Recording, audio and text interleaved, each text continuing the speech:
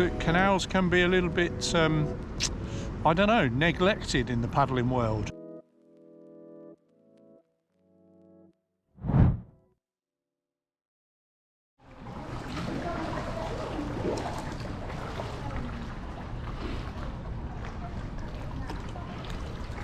So an interesting bit here, because many years ago the canal, each section of the canal was owned by an independent owner. So it wasn't a national network as it is now, it was owned by individuals. And there could be several individuals that owned a stretch that you were taking your canal boat. So this particular bit here, this bit that I'm in now, was owned by one particular owner, and the next bit that goes into the Worcester Canal was owned by another owner. So that meant that when your canal boat came down, stocked up with all your goods, you actually had to stop it here, as you can see those canal boats in front of me, empty it, put it onto the side, and then put it into a different canal boat on the other stretch of canal. So you couldn't transfer your canal boat through onto the other stretch because the owners of the canal would not allow that. And of course, when you unloaded, no surprises, there was a levy for doing that, so the owners were making money out of the transfer of the goods along the canal. And as you can see the sign there, Gas Street Basin, and that would allow the canal boats to go through. And obviously as the canal network became owned nationally, that levy then went away. But that is what happened in this particular basin. Okay, so let's make our way through. I am going to show you Birmingham's testament to a Banksy, which is on the right hand side just as we go through, just after the railings. So you see how narrow it is, no way of being able to turn around in here. Definitely one boat at a time. So we are now on to the Worcester and Birmingham canals. And there's our Banksy. Disgusting.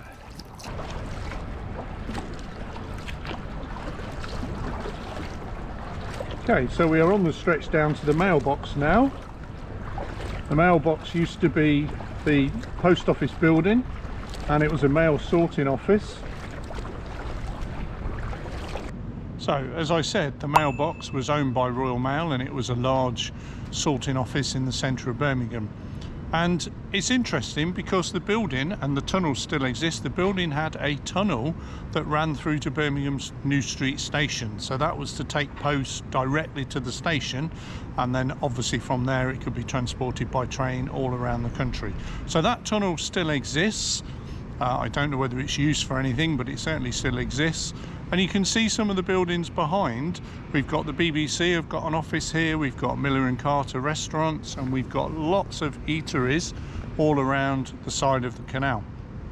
That does lead me on to say, I have noticed that canals can be a little bit, I don't know, neglected in the paddling world, especially this time of year, into the late autumn and into winter.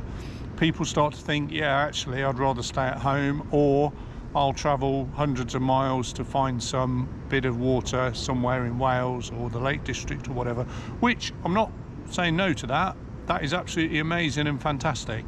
But also keep an eye out for what's on your doorstep, because for weekly training, this is an opportunity to do it. The canal network is absolutely fantastic. And the distance that I paddled today down from Winson Green, it's not miles and miles, but it's a good paddle and it gets your arms moving and it's nice, it's scenic. And you can have a little snack as well. So yeah, I think I'd encourage people to use the canals for a little bit of inspiration. Obviously find stretches that are easy, so where there are lots of locks, that's not easy because you're going to be getting out every few minutes. But if there are no locks and it's a decent stretch, then it is worth doing. Do bear in mind though, obviously in the depths of winter, canals can freeze over, so that is a bit of an issue. I'll put a little link above to a video that shows that. All different coloured squares, that must have been an architectural nightmare to put together.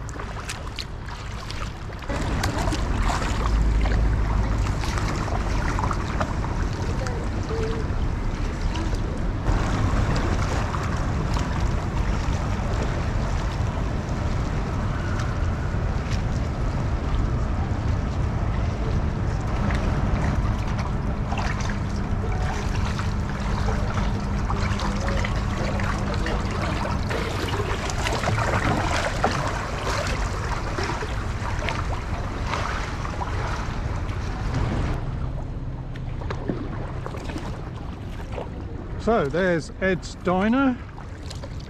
I don't think that really is Ed doing that. Takeout service. Oh, nice. You can paddle down here and get yourself a snack. Take away. Nice. So we are now down back at our first dog leg, which is Oozells Loop, and that is going to go down here, look. So under the 2 footbridges, and then we're going to do the loop. So still very commercial going out here, and I have to say it's nice to see the flats and apartments and people being able to live near the canal.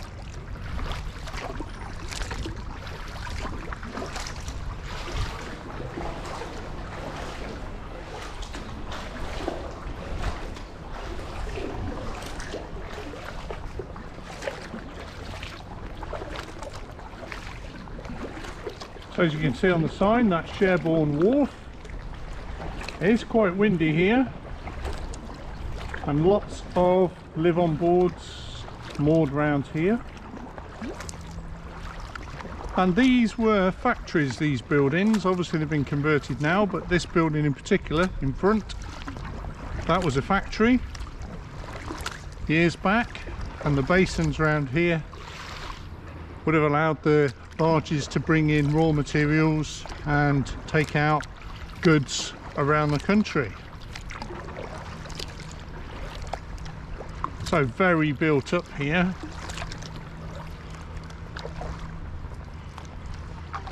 And this bit on my right, that has the canal all the way around it. So there are obviously bridges to get onto it, but it has the canal going all the way around it. Of course you've got the wildlife as well. Lots of ducks and geese and swans, herons. If you've watched any previous videos, herons almost in every video apart from this one. And sometimes kingfishers, they're a bit more difficult to see on the camera. So we're now turning and going back down towards the main branch of the canal, the main line of the canal I should say. And you can see that this is why it made such a difference. Where those people are walking in the distance, they are walking on the straight canal and we are on the dog leg. So in the old days this dog leg would have been where the canal boats went. So wasting all that time going up there, round the corner and back down again, when Thomas Telford's straight line canal took all of that out.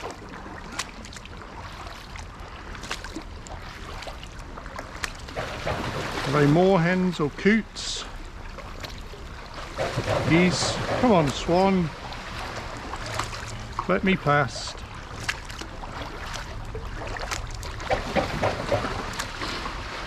Ah. So I'm going to go this side and hopefully the swan will go that way. Ladywood Junction Bridge. It's just a footbridge.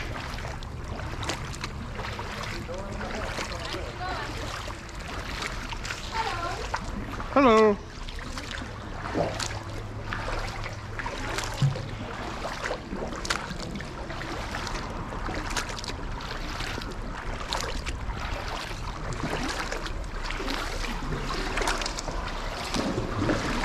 And now we're coming out onto the less built up bit of the canal, going up to the next dog leg we're going to do.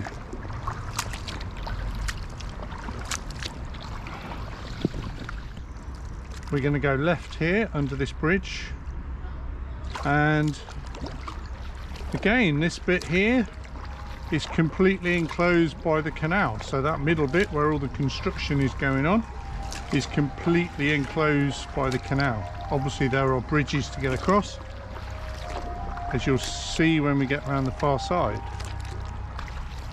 A little bit derelict on that side. Maybe that's up for development, I don't know. So we're going away from the main line now, main canal, but we're going to turn a sharp right and then a sharp right, and we'll end up going back towards the main canal in about 10 minutes.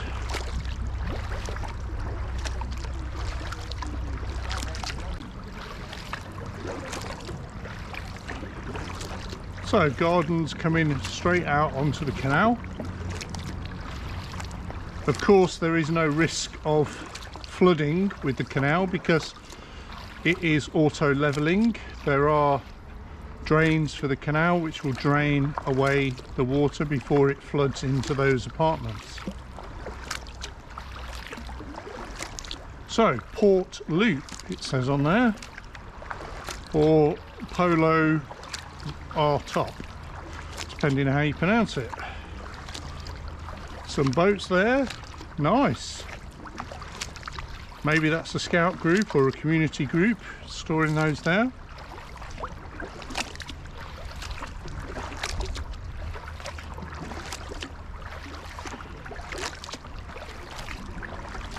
Community Interest Company. Ah, nice.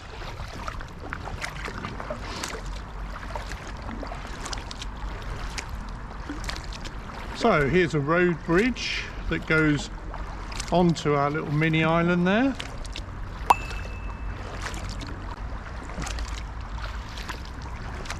So Icknield Port Road Bridge.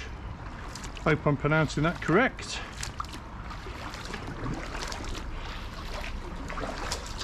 And through the exit of this bridge, oh, mini tunnel, you'll see an enormous dam. And that dam is Edgbaston Reservoir. So at the top of those railings there is water, and that is Edgbaston Reservoir. So that was something else that Thomas Telford had an influence. He used the reservoir to maintain the levels on the canal, because obviously as boats go through the locks, all of the water that goes through with it carries on down the canal. So eventually, if you don't top the canal up at the top, it gets empty. So there needs to be some way of regulating water back into the canal. And Edgbaston Reservoir was a way of doing that.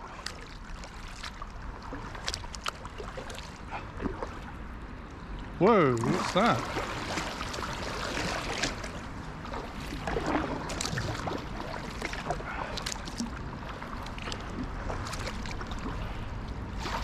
So I just saw light at the end of that tunnel there.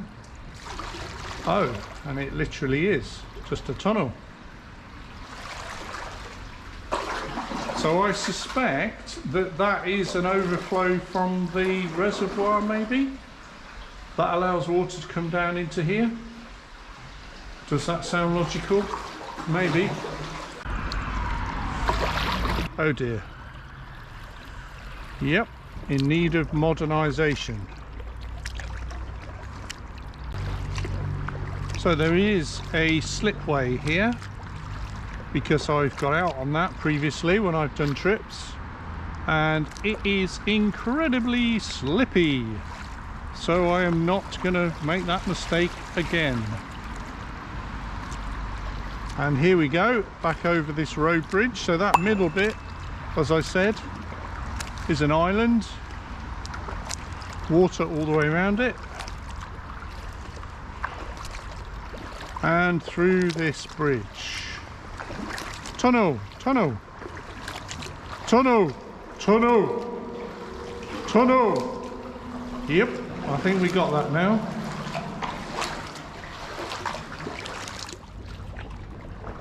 So, after just talking about the different bits of wildlife and mentioning herons and kingfishers, guess what?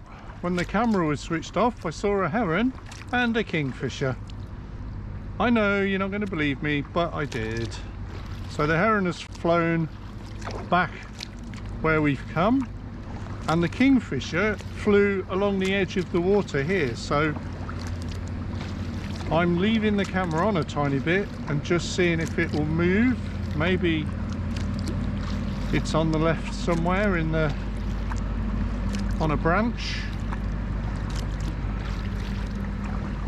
They're very, very quick and quite small birds, and obviously they use that long beak to actually fish.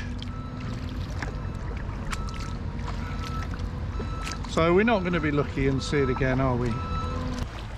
So you can now see we're coming back up to the main canal and we're going to go across. So this is a brilliant demonstration of how much of a dog leg these loops actually were, because we are now pretty much, both of the loop that we're on and the loop that we're crossing over to are at right angles to the straight canal. So what a massive improvement that straightening the canal made. It must have taken hours and hours, even maybe days out of a journey, which is just absolutely amazing from something that is very straightforward. It's the old adage, isn't it? Go as the crow flies. It's exactly what Thomas Telford did. So as we go on here, what I'm going to do is go to the middle, and then I'm going to spin. There's Birmingham in the distance. There's the loop we've just come from. There's the straight that we came down earlier on, and that is the Soho loop we are going to paddle to. So here we go.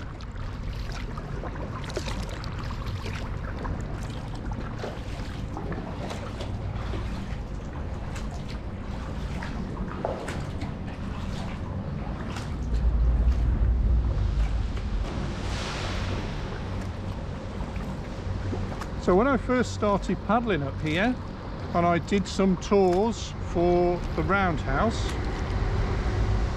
but when I first started doing them, these buildings, these apartments on the left, were only just being built. So they were in the very early stages of being built. Now obviously they've completely finished from the look of it, and nice apartments they are too. So another little, well, blocked off now, but maybe a store area for a boat in there. Now, if we were a bit further round towards the prison and we were seeing a ladder leant up against the side of a wall, I would be very suspicious. As this is not anywhere near the prison, I'm not suspicious, although it does look a bit odd.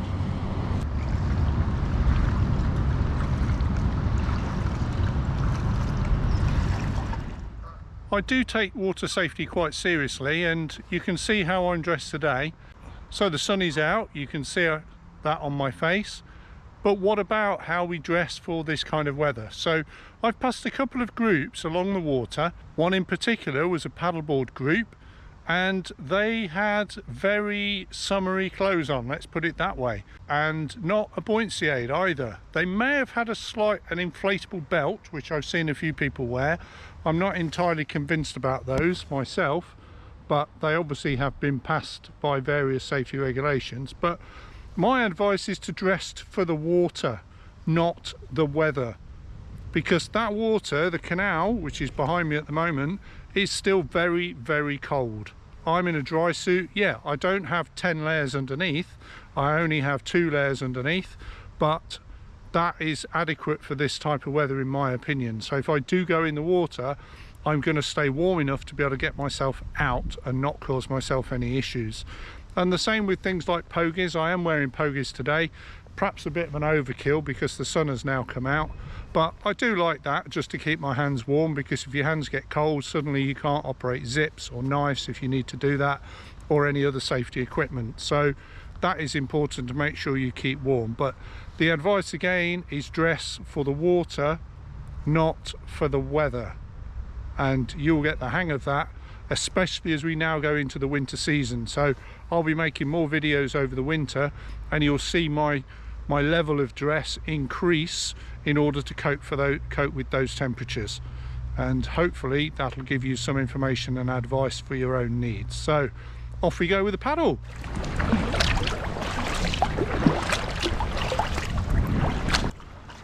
So we are almost back to the start now. So we've come round the Soho loop, so we've done a complete loop of that. We've done a loop of the one on the other side. We've done Oozells loop, and we have been right down into the centre of Birmingham, all from this one put-in. So we haven't had to move, and we haven't had to traverse too much the same bit of canal twice. So that's always nice as well, to be able to go and do a loop rather than doing the same bit and then coming back along the same bit again.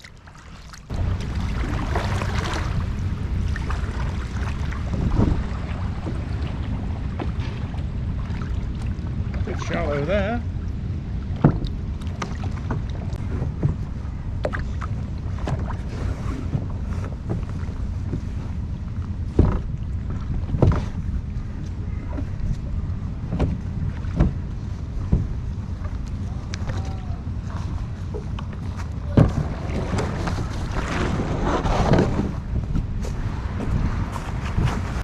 Well, hope you enjoyed that. That was a really nice paddle, taking a couple of hours out of my morning, and I'm off to do other things now. So I've got 4 days of work out and about, so I'm going to do that. I've got a 3-hour drive this afternoon down to the first location, and then 4 days out in the van, and back the day before my birthday. So there you go. Have a brilliant one, happy paddling, and see you soon.